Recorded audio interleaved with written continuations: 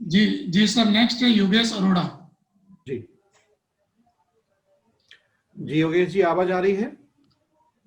Yes sir, good afternoon. जी good afternoon Yogesh ji. आप public admission से पीजी कर रहे हैं? जी सर। और वर्किंग भी हैं? जी सर। कहाँ काम करते हैं फिलहाल आप? मैं सर पेंशन विभाग में कार्यरत हूँ, जूनियर अकाउंटेंट के पद। इसके पहले भी कई और काम भी कर चुके हैं आप अलग अलग फील्ड में? जी, उससे पहले मैं सर इंफॉर्मेटिक असिस्टेंट की पोस्ट पे था। 2013 में मेरा चयन सूचना सहायक के पद पे हुआ था, जिसमें मुझे प्रथमतः मेडिकल विभाग में पोस्टिंग मिली थी। उसके बाद में मेरा transfer state insurance and provident fund में हुआ। तो ये पब्लिक एडमिशन से पीजी करने की क्या जरूरत महसूस हुई आपको? सर काफी समय हो गया था, मैं एजुकेशन से टच में नहीं था, और मेरा अंतिम लक्ष्य चूंकि प्रशासन में जाना ही था, तो मैं इस चीज को महसूस कर रहा था कि मैं इसमें जो वेलवर्स तो हो रहा हूँ, मैं इसकी चीज को प्रैक्टिकली तो देख रहा हूँ, पर मुझे थोड़ा सा थ्योरी पार्ट इसको और अच्छे से करना चाहिए। तो मैंने इसको साथ साथ में जॉब के साथ में करना शुरू किया। ओके। अकाउंटिंग से जुड़े हुए काम आप कर रहे हैं? जी सर, एक्चुअल में हमारा काम अभी ऑडिटिंग का है। हमारी जो पेंशन केस आता है, उनको हम ऑडिट करके उसमें से आक्षेपों को दूर करने के लिए विभाग को वापस भिजवाते हैं। थोड़ा बताएं मुझे, ये अकाउंट और ऑडिट में क्या डिफरेंस होता है? जी सर, ऑडिट शब्द जो है वो ऑडिरे से बना है। उसमें सर इस तरह से जांच की जाती है कि जो नियमानुसार प्रक्रिया के अनुसार किसी में काम हुआ है या नहीं हुआ है।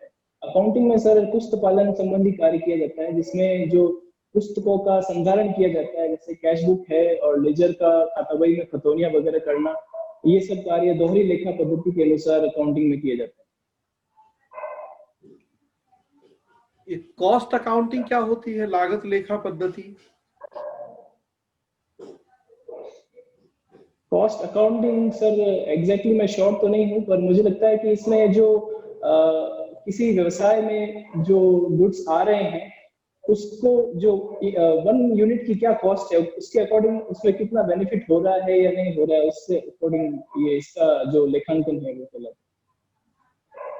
सेंट्रल लेवल पे इन दोनों कार्यों के लिए कौन सी एजेंसी या इंस्टीट्यूट रिस्पॉन्सिबल है?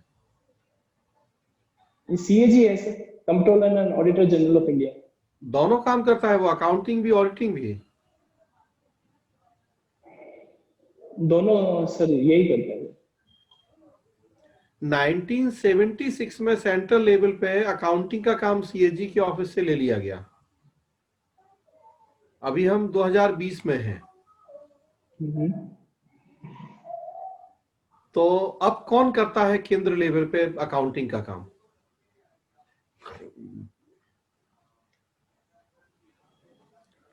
ये तो पब्लिक एडमिशन में भी पढ़ा होगा आपने। अभी याद नहीं आ रहा है, सॉरी। अच्छा, सीजीए नाम की संस्था के बारे में सुना है आपने कुछ? Controller general of accounts? नहीं सर। अच्छा, नहीं जानते। अच्छा, एक सरकारी अधिकारी होता है आप ही के काम से जुड़ा हुआ है, इंटीग्रेटेड फाइनेंशियल एडवाइजर, एकीकृत वित्तीय सलाहकार। इसके बारे में कुछ बताएंगे मुझे? नहीं सर, जानकारी नहीं है सॉरी इसके बारे में। अच्छा, उसकी भी जानकारी आपको नहीं है। चले कोई बात नहीं। ग्रीन अकाउंटिंग पे आजकल बहुत बल दिया जा रहा है, ये क्या है? ग्रीन अकाउंटिंग सर प्रकृति के संबंध में ये विचारधारा से जुड़ा हुआ है सर। इसमें क्या है कि किसी भी व्यवसाय है, उद्यम की प्रकृति पर कितना प्रभाव पड़ता है, उसका लेखा जोखा किया जाता है। कितना पॉजिटिवली प्रकृति को वो इम्पैक्ट कर पाए और कितना नेगेटिव एमिशन के द्वारा प्रकृति को उन्होंने हानि पहुंचाई, ये अकाउंटिंग ग्रीन अकाउंटिंग कहलाती है। ओके, चलिए ठीक है। पब्लिक एडमिनिस्ट्रेशन में कौन सा थ्योरी वाला पार्ट आपको ज्यादा पसंद आया है? थ्योरी में सर ये जो लूथर गुलिक सर की पोस्ट ऑफ थ्योरी है, उसको मैं ज्यादा रिलेटेबल मानता हूँ। क्या था पोस्टकॉर्प सिद्धांत, थोड़ा बताएं मुझे। सर किसी प्रशासक के जो मूल कार्य करने के जो चरण है, जो उसके कार्य करने के जो विविध उसका कार्य क्षेत्र, स्पान ऑफ उसका क्षेत्र है, उसके लिए एक थ्योरी उन्होंने निर्मित की थी, जिसमें 8 चीजें थी: प्लानिंग, ऑर्गेनाइजेशन, स्टाफिंग और डायरेक्टिंग और कोऑर्डिनेटिंग, बजटिंग, और उसके बाद में उन्होंने ई करके एवेल्युएशन और जोड़ा था। Very good. लेविस मेरियम ने कहा था कि लूथर गुलिक ने पोस्टकॉर्प में सब्जेक्ट मैटर को इग्नोर कर दिया है, इस बात का क्या मतलब है? सब्जेक्ट मैटर, पाठ्य विषयक ज्ञान की उपेक्षा की है गुलिक ने पोस्टकॉर्प में।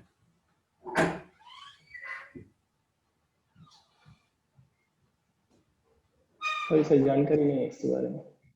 चलिए, और एक आलोचना की जाती है पोस्टकॉर्प की कि उन्होंने मानवीय तत्वों को नजरअंदाज किया है, जो ह्यूमन वैल्यूज है उनको कहीं ध्यान नहीं रखा है।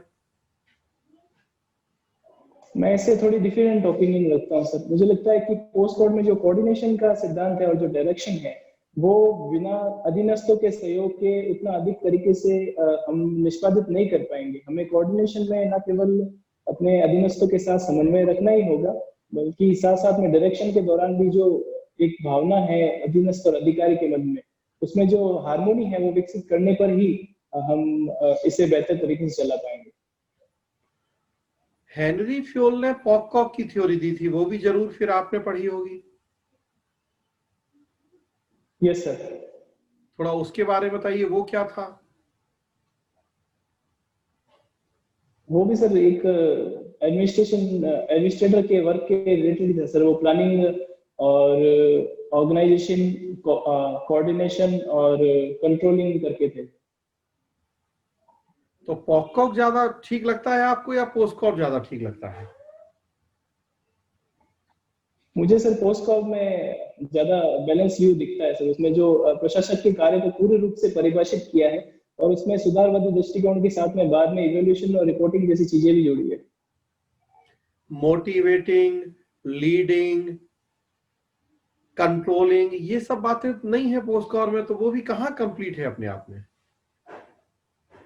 सर मुझे लगता है पोस्टकॉर्प एक वृहद अपने को वृहद सीन अवेलेबल कराता है किसी प्रशासक के सामने। उसमें एक जो बड़ा जो देखते हैं डायमेंशन हमें मिलता है, जिसमें मोटिवेशन और डायरेक्शन और ऐसी चीजें शामिल हो जाती है। उसके अलावा अगर हम इन्हें अलग रखने की कोशिश करें तो हम उनको उतनी अच्छी तरह से एग्जीक्यूट नहीं कर पाएंगे। तो मुझे लगता है ये बिगर डायमेंशन प्रोवाइड करता है। ओके, चलिए ये बताएं मुझे कि अभी दिवाली थी, पटाखों पे सुप्रीम कोर्ट ने पाबंदी लगा दी। जी सर। क्या सुप्रीम कोर्ट को ऐसा करना चाहिए था? ये सुप्रीम कोर्ट का पावर था। सुप्रीम कोर्ट सर मुझे लगता है जनहित के मामलों में कई बार अपने अधिकार क्षेत्र में ना होते हुए भी यदि उसे लगता है कि जो कार्यपालिका है उसके द्वारा कुछ ऐसी चीजों का ध्यान नहीं रखा जा रहा है जो जनहित के लिए आवश्यक है, वहां पे वो खुद आगे आकर सुमोटो के द्वारा ऐसे डिसीजन लेती है। नहीं, लेकिन विधायिका और कार्यपालिका तो इस तरह की चीजों को पसंद नहीं कर रहे हैं। वो तो कह रहे हैं कि हमारे क्षेत्र में हस्तक्षेप हो रहा है।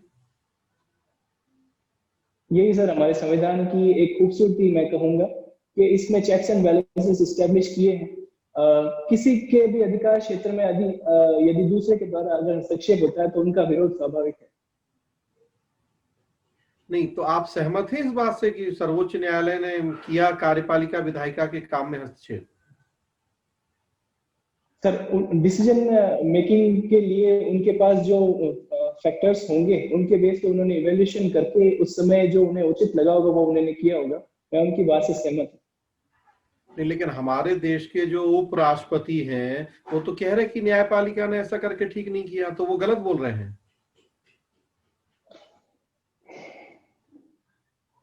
सर मैं फिर से यही दोहराना चाहूंगा कि किसी के भी अधिकार क्षेत्र में हस्तक्षेप होने पर उन्हें लगता है कि हमारे अधिकार क्षेत्र में कोई इन्फिल्ट्रेट कर रहा है तो उन्हें अस्वाभाविक लगता है, इसलिए उनका ये मंतव्य रहा होगा। चलिए, क्लास प्रश्न का जवाब दीजिए। न्यूजीलैंड के एक सांसद हैं, आज न्यूज़पेपर में उनकी चर्चा की गई है क्या इशू है, थोड़ा बताएंगे मुझे?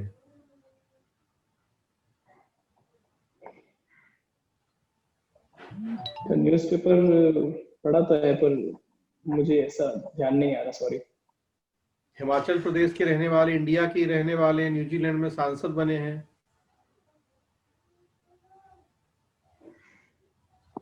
सॉरी सर, जानकारी नहीं है इसकी। चलिए ठीक है। जी योगेश जी। जी सर। जी सर। ओ लेवल डिप्लोमा आपने किया है? जी सर। ओ का अर्थ बताएंगे कुछ? ओ का सर ऑर्डिनरी होता है सर, ऑर्डिनरी प्रारंभिक जो स्तर होता है इसमें, उसे ओ लेवल कहा गया। और एक और होता है ए लेवल का, वो एडवांस लेवल होता है सर। गुड। चलिए बताइए, डीबीटी क्या है? डीबीटी डायरेक्ट बेनिफिट ट्रांसफर है सर। इसमें किसी भी लाभार्थी के खाते में प्रत्यक्ष रूप से धनांतरण किया जाता है। अच्छा, कब से शुरू हुआ है डीबीटी? जहां तक मुझे याद आ रहा है सर कि जो रसोई गैस की जो सब्सिडी की पहल योजना थी, उससे इसकी शुरुआत मानी जाती है। ईयर तो शायद 2015, श्योर नहीं है सर मैं। अच्छा, तो बताइए वित्तीय समावेशन क्या होता है? वित्तीय समावेशन एक अवधारणा है सर, जिसमें ये माना जाता है कि हमें समाज और राष्ट्र के प्रत्येक तबके को आर्थिक गतिविधियों की मुख्य धारा में सम्मिलित करना चाहिए। उसमें ऐसे इंस्ट्रूमेंट्स और ऐसे इंस्टीट्यूशन एस्टेब्लिश किए जाते हैं जिनके द्वारा लोग आर्थिक रूप से सशक्त हो पाए, उनके ऐसी सुविधाएं मिल पाए, जैसे बैंकिंग है, वो सुविधाओं से उनको जोड़कर आर्थिक रूप से सशक्त किया जाता है। अच्छा, एक भारतीय अर्थव्यवस्था के संदर्भ में बताइए, कामराज योजना ये क्या थी? कामराज? जी, कामराज योजना। नहीं सर, इसकी जानकारी नहीं है, सॉरी। अच्छा, ये बताइए आर्थिक न्याय, आर्थिक स्वतंत्रता और आर्थिक समानता, इन तीनों में संबंध बताइए।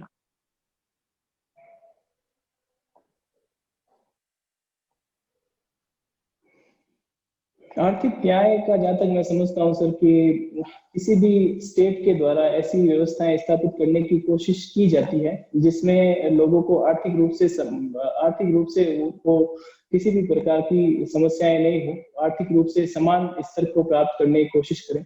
एक इसके अलावा आर्थिक स्वतंत्रता यही है सर कि किसी व्यक्ति को अपने जो अर्थ के रिसोर्सेस है उनको एक्सपेंड करने की और उन्हें कमाने की, धनार्जन करने की जो स्वतंत्रता अगर दी जाए उन्हें। आर्थिक समानता में सर वही है कि प्रति व्यक्ति आय किसी राष्ट्र की कितनी अप और डाउन है, उसको अगर कम करने की कोशिश करके जितना हो सके आर्थिक समता के स्तर पर लाना। अच्छा, आपने आर्थिक स्वतंत्रता में एक यूज लिया कि अपनी आजीविका कमाने का, वो किसी भी प्रकार से कमा सकते हैं? नहीं सर, प्रचलित कानूनों और विधि का हमेशा ध्यान रखना इसके लिए अपेक्षित होता है। हर कार्य और विधि के पीछे निहित कुछ अर्थ होते हैं और कुछ कानून होते हैं, कुछ नियम होते हैं। उनकी पालना के बिना कोई भी विधि और कोई भी जो योजना है वो उतनी सफल नहीं हो पाएगी। उसमें लूप्स एंड बैलेंसेस चाहिए।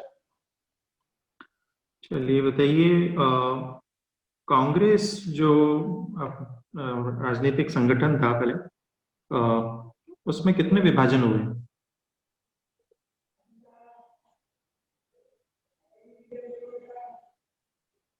दो मुझे याद आ रहा है सर अभी। एक तो 1907 में सूरत में जो अधिवेशन हुआ था उसमें गरम दल और नरम दल थे सर।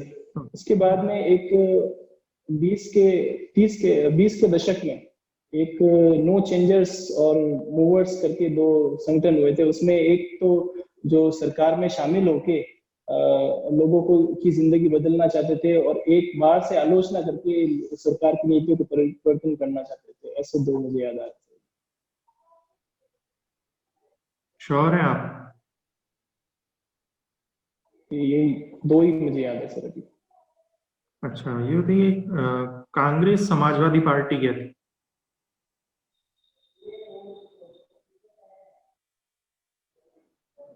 सॉरी सर, जानकारी नहीं है इसकी। अच्छा, नागरिक संपत्ति को लेकर सुप्रीम कोर्ट ने अभी एक निर्णय सुनाया है, बता सकते हैं क्या निर्णय है? नहीं सर, जानकारी नहीं है इसकी। अच्छा, कांग्रेस का अंतिम अधिवेशन कब हुआ था? अभी रिसेंटली सर, लास्ट ईयर ही हुआ है। नहीं, स्वतंत्रता से पहले की बात करें। स्वतंत्रता से पहले 1946 का है सर, जानकारी नहीं है मुझे इसकी। अच्छा, चलिए बताइए, राजस्थान में जनजागरण में आर्य समाज की क्या भूमिका रही है?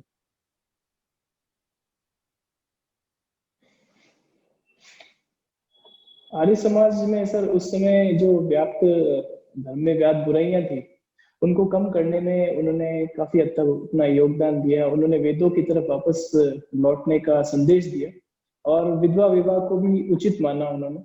और उन्होंने ऐसा लोगों से उपदेश दिया कि यदि धर्म के अंदर कोई व्याप्त बुराइयां हैं तो उन्हें उसी तरह से एक्सेप्ट करना जरूरी नहीं है, उसे केवल धर्म की बेहतरीन बातों को अपने जीवन में समावेश करना चाहिए। तो कोई भी एक विचारधारा होती है सर, उसमें एक हद तक लोगों के विचारों को परिवर्तित करने में जरूर सक्षम हो पाती है, परंतु संपूर्ण रूप से वो नहीं बदल पाए। राजस्थान के संदर्भ में कुछ बताया आपने इतनी 3-4 लाइनों में? नहीं सर। और प्रश्न राजस्थान के बारे में ही था। Sorry sir. चलिए, कोई बात नहीं। ये बताइए, व्यक्तिगत सत्याग्रह क्या था? व्यक्तिगत सत्याग्रह सर, गांधी जी के द्वारा एक प्रतिपादित एक अवधारणा थी सर। उसमें क्या है कि किसी भी व्यक्ति को अपने स्वयं को कष्ट देकर स्वतंत्र सत्याग्रह के रूप में वो बैठते थे, जिसमें वो उपवास अनशन के माध्यमों से अपनी बात सरकार तक पहुंचाने की कोशिश करते थे। कब हुआ था ये व्यक्तिगत सत्याग्रह? कौन कौन शामिल थे इसमें? विनोबा जी थे सर, श्योर नहीं हूं मैं इसके बारे में कब हुआ था सर। चलिए, ठीक है, धन्यवाद। Thank you sir. जी, आपकी हॉबी क्या है योगेश जी? मैं सिंगिंग सर, बॉलीवुड सॉन्ग्स। किसके, मतलब कोई विशेष प्रकार या सारे?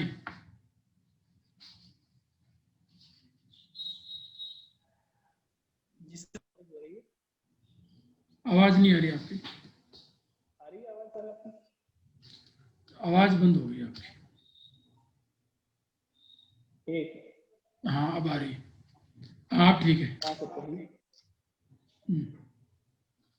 मैं पूछ रहा हूँ, सिंगिंग आप कोई विशेष प्रकार के सॉन्ग्स या सारे ही, लगभग जितने भी हॉलीवुड सॉन्ग है सारे? कोई मेलोडियस बॉलीवुड सॉन्ग होते हैं सर, जिनके जो मुझे अच्छे लगते हैं तो मैं वो गुनगुनाने की और कैराओके पे गाने की कोशिश करता हूँ। जैसे इन दिनों कौन सा गीत गा रहे हो आप अभी? कौन सा सॉन्ग गुनगुना रहे हो? सर, हमराज फिल्म का एक गाना है, वो महेंद्र कपूर की आवाज में, तुम अगर साथ देने का वादा करो। तो पुराने गाने पसंद करते हो मतलब? नहीं सर, रिसेंटली मैंने ये गाना सेलेक्ट किया था। ओके, तो अभी हाल ही में जो फिल्में हिट हुई है, उनमें से कौन सा सॉन्ग आप अभी लाइक करते हो? हाल ही में फिल्में सर, अभी रिसेंटली जो म्यूजिक आ रहा है उसमें मुझे कोई विशेष गाने पसंद नहीं आते। फिर भी ये जो आशिकी शकील का जो गाने थे वो काफी अच्छे रहे। कौन सा वाला? जो सर, हम तेरे बिन अब रह नहीं। उसमें से आप कौन सा गाते? हम तेरे बिन। जी सर। किसने गाया है? सर, अरिजीत सिंह ने सर। और गीतकार कौन है इसके? गीतकार सॉरी सर, जानकारी नहीं है। आपको कोई हॉलीवुड बॉलीवुड के कोई ऐसे गीतकार हैं जो आपको बहुत पसंद रहे हो? बॉलीवुड के गीतकार,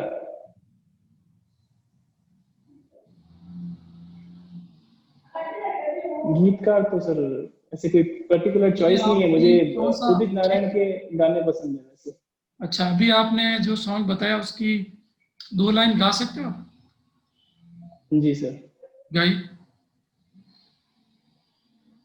क्योंकि तुम ही हो, अब तुम ही हो जिंदगी, अब तुम ही हो चैन भी, मेरा दर्द भी, मेरी आशिकी, अब तुम ही हो। क्या गाते हो? ये थैंक कोई यू सर। जीवन की वास्तविक घटना से संबंधित है या ऐसे ही आप शौक से ही गा रहे हैं? शौक से ही गा रहा हूँ सर। मुझे अच्छा लगता है कि जब मैं अपनी आवाज को उस गाने से मैच कर पाता हूँ तो मुझे अच्छी फीलिंग आती है, इसलिए मैं गाना गाता हूँ। Okay okay. अच्छा, ये बताएं कि अंतर्राष्ट्रीय योग दिवस कब मनाया जाता है? 21 जून को है सर। तो कब से शुरू हुआ है? 2014 से। और पारित कब हुआ ये यूएन महासभा में? जी सर।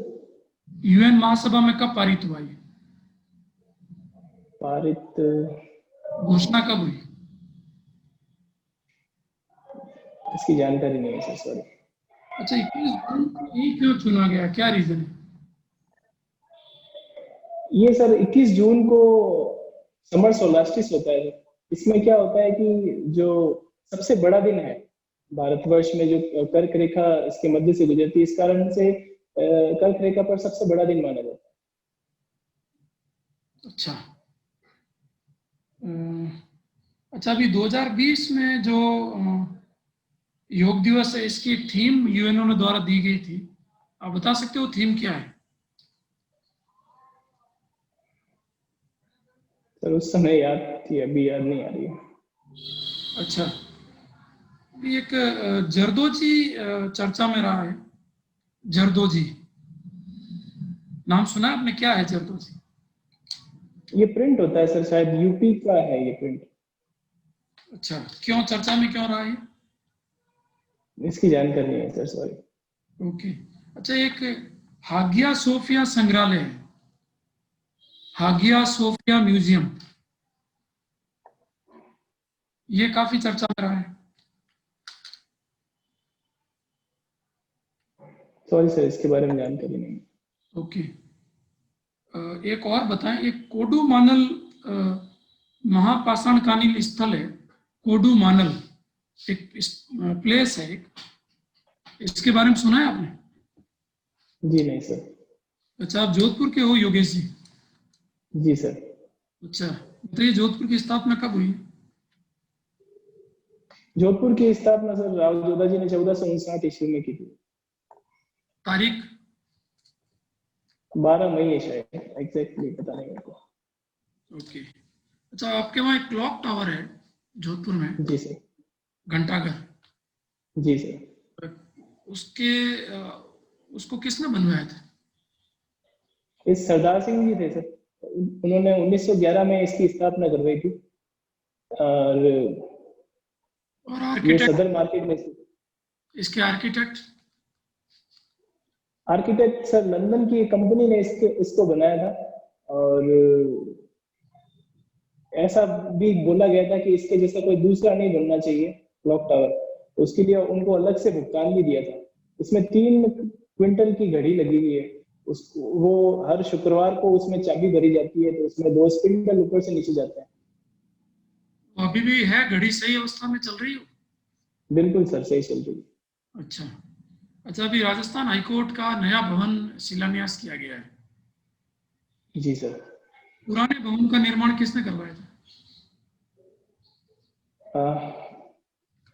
प्रताप सिंह जी थे सर। सर प्रताप सिंह जी जो प्रधानमंत्री थे, सरदार सिंह जी के। ठीक है, मेरा अंतिम। जुबली कोर्ट आ जाता था उससे पहले। अच्छा, ये बताएं कि श्रृंगार चौकी क्या है? श्रृंगार चौकी? श्रृंगार चौकी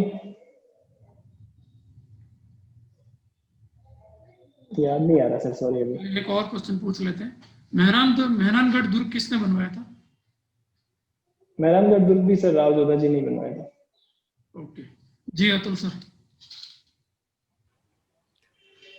जी योगेश जी, पर्सनालिटी वाइज तो बहुत अच्छा है, लेकिन थोड़ा सा नॉलेज के लेवल पे कमी है। अकाउंटेंट हैं आप तो, लेकिन अकाउंट से जुड़ी, ऑडिट से जुड़ी जानकारियां भी आपको नहीं है अभी पूरी।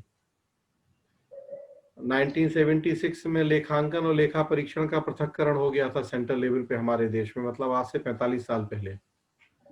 और एक सेपरेट डिपार्टमेंट और संस्था CGA करके बना दी गई थी। तो ये तो आपसे जुड़ी हुई बातें आपको पता होनी चाहिए।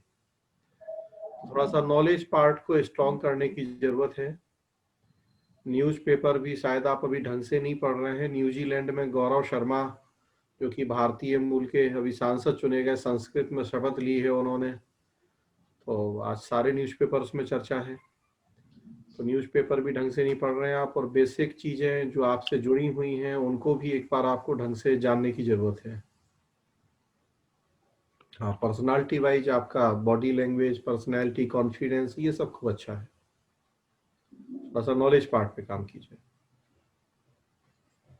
जी राजेश सर। जी योगेश जी, सर ने कब कुछ बताया, फिर भी आप देख लीजिए जो प्रश्न थे। कामराज योजना, डायरेक्ट बेनिफिट ट्रांसफर कब शुरू हुआ, ये आप नहीं बता पाए।